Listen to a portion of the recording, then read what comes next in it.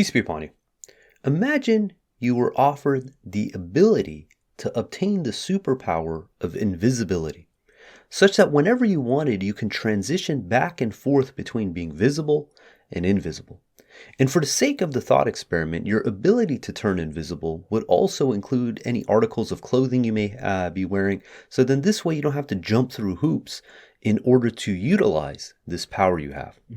And the only contingency is that once you're granted this ability, you'll never be able to get rid of it. Would you accept this superpower or not?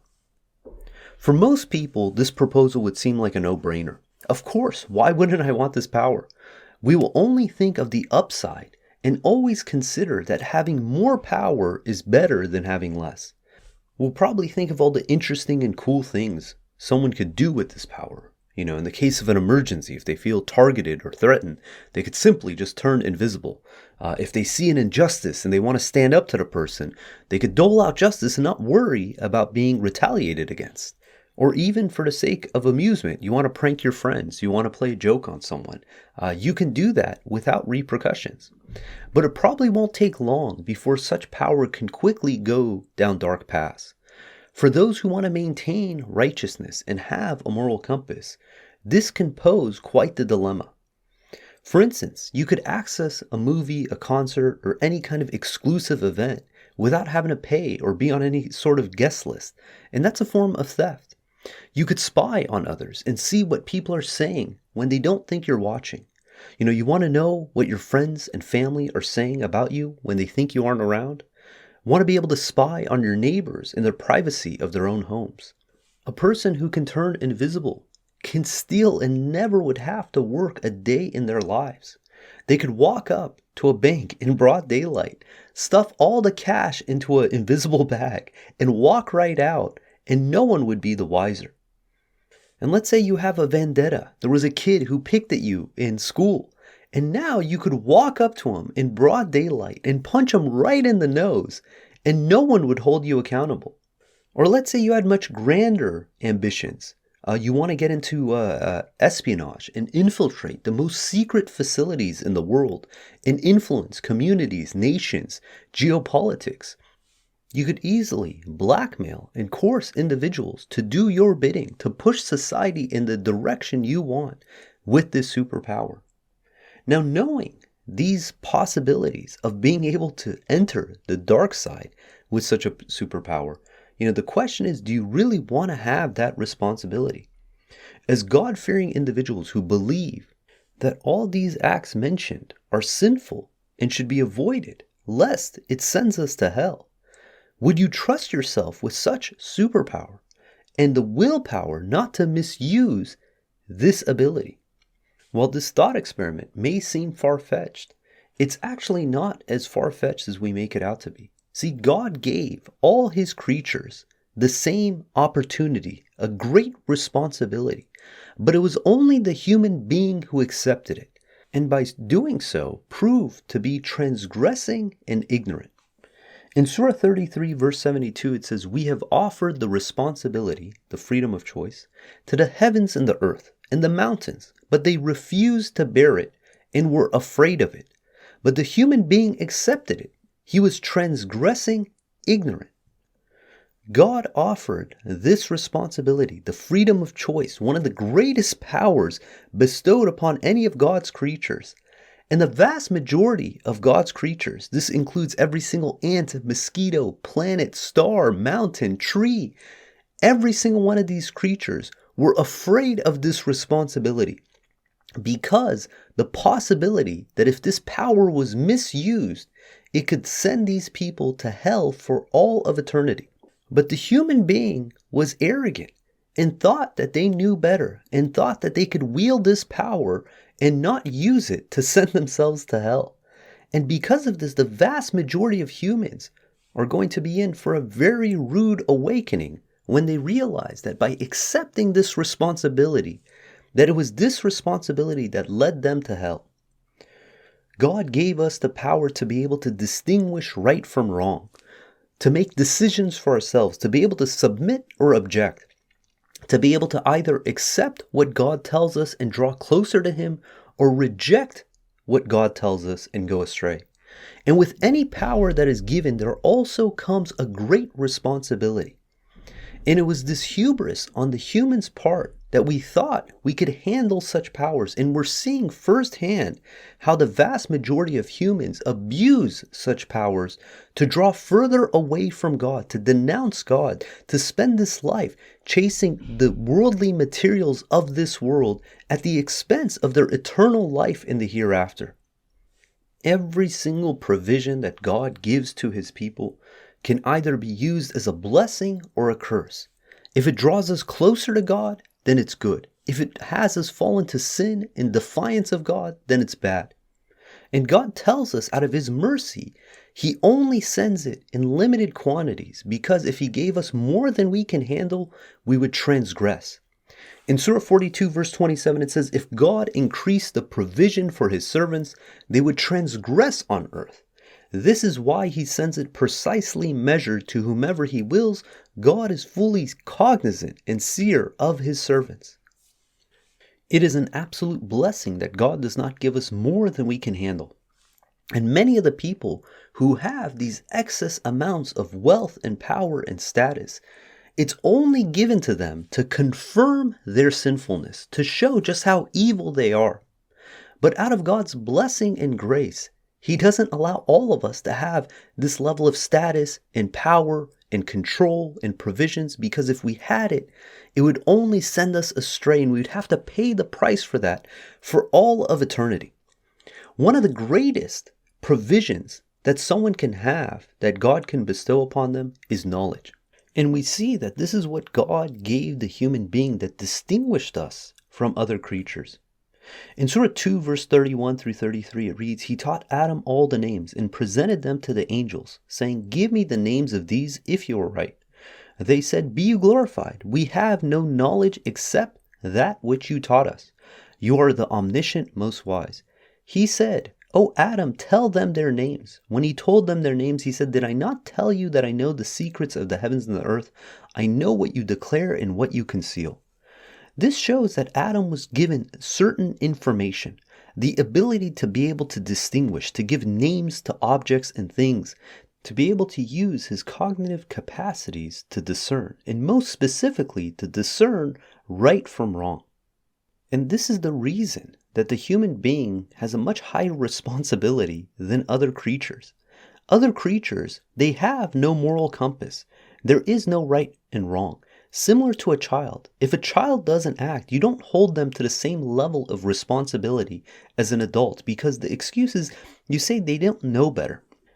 Recently, in Lake Tahoe, Nevada, there currently is a 500-pound black bear known as Frank the Tank that has been causing havoc on the residents of Tahoe, breaking into dozens of homes and stealing their food. While this action by this bear is unsettling, the response is not the same if it was done by a 500-pound human. The reason is we don't expect the bear to have the same understanding of right and wrong. That, hey, Frank the Tank, you can't go into someone's home and steal their food.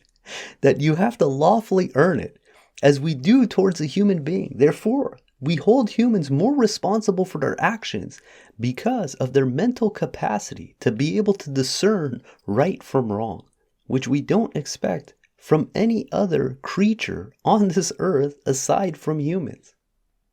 As humans, we have an infatuation with knowledge and gaining of understanding. What we fail to take into account is that the knowledge we gain can hurt our souls if used inappropriately. In Surah 16 verse 67, it says, and for the fruits of date palms and grapes you produce intoxicants as well as good provisions. This should be sufficient proof for people who understand. If we never knew how to make intoxicants, then we would never be tempted by intoxication. But by simply knowing how to create this and the effects it has on our mental faculties, all of a sudden we created a test for ourselves that now we have to exert willpower to overcome. Consider the Manhattan Project and the making of the nuclear bomb. This technology could have been used for good or evil, but once this knowledge was revealed to the human being, then we had the responsibility of deciding how to choose to use it. And now, ever since its creation, there's always this thought in the back of people's minds of the possibility of nuclear war. That all of a sudden, some country, some rogue actor could detonate a nuclear bomb and cause havoc on millions of people. That by unlocking this knowledge, we just gave ourselves a whole lot more responsibility. God gives us the example of this dangerous knowledge through the story of Solomon and what the angels taught his kingdom. In Surah 2 verse 1 and 2 it reads, "They pursued what the devils taught concerning Solomon's kingdom. Solomon, however, was not a disbeliever, but the devils were disbelievers. They taught the people sorcery, and that which was sent down through the two angels of Babel, Harut and Marut. These two did not divulge such knowledge without pointing out, 'This is a test. You shall not abuse such knowledge.' But the people used it in such evil schemes as the breaking up of marriages. They can never harm anyone against the will of God. They thus learn what hurts them, not what benefits them, and they know full well that whoever practices witchcraft will have no share in the hereafter. Miserable indeed is what they sell their souls for, if they only knew." Now, I have theories as far as what this information was, but God willing, we'll save that for another episode. The takeaway here is that there was knowledge that God bestowed to these certain people, and then the ones who pursued it wanted to use it for nefarious means, meaning that once that knowledge was given down, then the test began. Are the people going to use it to draw closer to God or repel from the path of God and fall into sin and ultimately set a path for themselves to hell? Anytime we are blessed with knowledge, with provisions, with status, with power, with leadership, this comes with a great responsibility. How are we going to use this power? We see in Surah 38, verse 30 through 40, the example of Solomon, who happened to have been one of the most powerful kings who ever lived on this planet. And we see what took place for him to get here. Now, Solomon was already born into royalty because he was the son of King David. And we read, it says, "To David we granted Solomon a good and obedient servant. One day he became preoccupied with beautiful horses until the night fell. He then said, 'I enjoyed the material things more than I enjoyed worshiping my Lord until the sun was gone. Bring them back to bid farewell.' He rubbed their legs and necks. We thus put Solomon to the test. We blessed him with vast material wealth, but he steadfastly submitted." We see here that Solomon had these beautiful prized horses. And because he spent his time focusing on his horses rather than doing his salat until the night fell, that out of sincerity to God, to show that this was not an idol for him, he let the horses go free. This is indicative to show that Solomon cared more about righteousness than he did about the vast material wealth that God gave him. Because it says that despite all the wealth he was blessed with, he steadfastly submitted. And I believe he really wanted to show that he was capable of not putting the worldly possessions over his relationship with God, that we read in 38:35, it says, "He said, 'My Lord, forgive me and grant me a kingship never attained by anyone else. You are the grantor.'" And he's telling God, he's asking God, says, "Look, put me to the test and I will show you that I will steadfastly submit, that I will not be distracted by these material possessions." And we see the response in 38:36 says, "We answered his prayer and committed the wind at his disposal, pouring rain wherever he wanted, and the devils building and diving. Others were placed at his disposal. This is our provision to you. You may give generously or withhold without limits. He has deserved an honorable position with us and a wonderful abode." From these verses, we see that Solomon had a kingship like no other kingship before, that he even had the jinns working on his behalf, that they could do his bidding. And he was put to the test through these provisions, and we see that he steadfastly persevered, that he wasn't deterred from following the path of God. And how many people in history who were put in such positions of even having a fraction of the status, the power, the authority of Solomon, misused those powers to oppress other people, to create a tyranny, to subjugate and harm others only to benefit themselves in this world at the expense of themselves in the hereafter. We see that when Solomon had all this wealth, all this power, the level of care he had for the ones who had the least. We see this example that when Solomon was traveling, he was marching on a mission with his obedient soldiers of jinns and humans and the birds, all at his disposal. We see how he interacts with those who felt threatened by him. In Surah 27, verse 17 through 19, it reads, "Mobilized in the service of Solomon were his obedient soldiers of jinns and humans, as well as the birds, all at his disposal. When they approached the valley of the ants, one ant said, 'O you ants, go into your homes, lest you get crushed by Solomon and his soldiers without perceiving.' He, Solomon, smiled and laughed at our statement and said, 'My Lord, direct me to be appreciative of the blessings you have bestowed upon me and my parents, and to do the righteous works that please you. Admit me by your mercy into the company of your righteous servants.'" Here we have Solomon with all his troops marching, and he's listening to the concerns of a lowly ant to hear what are the things that they're concerned about. Now, how many people with all this power, all this might, all this authority, go and march and destroy the lives of others without the least bit of remorse of other human beings, let alone the lowly ant? The leaders of this world have a much greater responsibility than those who have less. And God gives them these provisions, these authority, this power, this might, to see how do they use it. Do they use it to establish justice, to establish virtue, to create a moral society? Or do they use it only to oppress and to drive a tyranny on the masses without the least concern for the individuals' lives that are being destroyed by these tyrants? Consider Pharaoh or Qarun. These are individuals that God blessed them with tons of provisions, tons of status, tons of control. Pharaoh's known as the possessor of stakes, that he could dictate who lives or dies according to his eyes.